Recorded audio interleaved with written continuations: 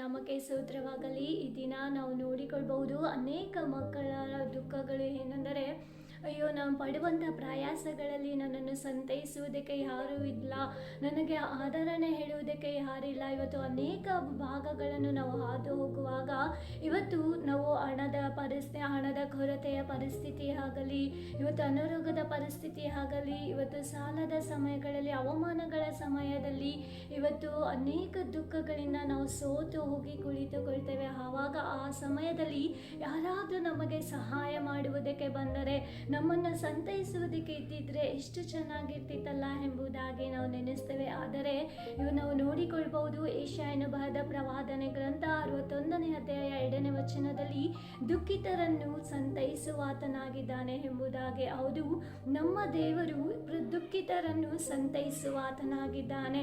ಇವತ್ತು ನೀವಿರುವಂಥ ದುಃಖದಲ್ಲಿ ಮನುಷ್ಯನು ನಿಮಗೆ ಆದರಣೆಯನ್ನು ನೀಡಲಿಕ್ಕೆ ಅಸಾಧ್ಯವಾದಂಥ ಕಾರ್ಯವಾಗಿರ್ಬೋದು. ಆದರೆ ದೇವರು ನಿಮ್ಮನ್ನು ವಿಶೇಷವಾದಂಥ ರೀತಿಯಲ್ಲಿ ಆತನು ಸಂತೈಸಿ ನಿಮ್ಮನ್ನು ನಡೆಸುವಾತನಾಗಿದ್ದಾನೆ.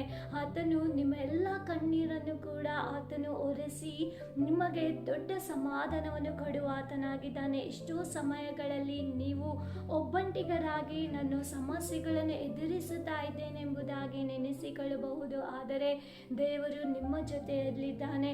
ಆತನು ಪ್ರತಿಯೊಂದು ಕ್ಷಣವೂ ನಿಮ್ಮ ಜೊತೆಯಲ್ಲಿದ್ದುಕೊಂಡು ಬರುವಂಥ ಎಲ್ಲ ಸಮಸ್ಯೆಯಲ್ಲೂ ನಿಮ್ಮ ಜೊತೆಯಲ್ಲಿದ್ದುಕೊಂಡು ಆತನು ಜಯವನ್ನು ಕೊಡುತ್ತಾ ಇದ್ದಾನೆ.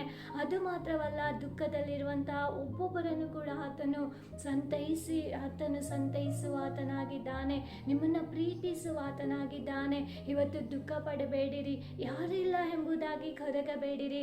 ನಿಮ್ಮ ಎಷ್ಟೇ ಸಮಸ್ಯೆಗಳಲ್ಲಿ ನೀವು ಹಾದು ಹೋಗುತ್ತಾ ಇದ್ದಾರೋ ಅದರ ಮಧ್ಯದಲ್ಲಿ ದೇವರು ನಿಮ್ಮ ಜೊತೆಯ ಗಾರನಾಗಿದ್ದುಕೊಂಡು ಆತನು ನಿಮಗೆ ಜಯವನ್ನು ಕೊಟ್ಟು ನಡೆಸುವಾತನಾಗಿದ್ದಾನೆ. Thank you. God bless you.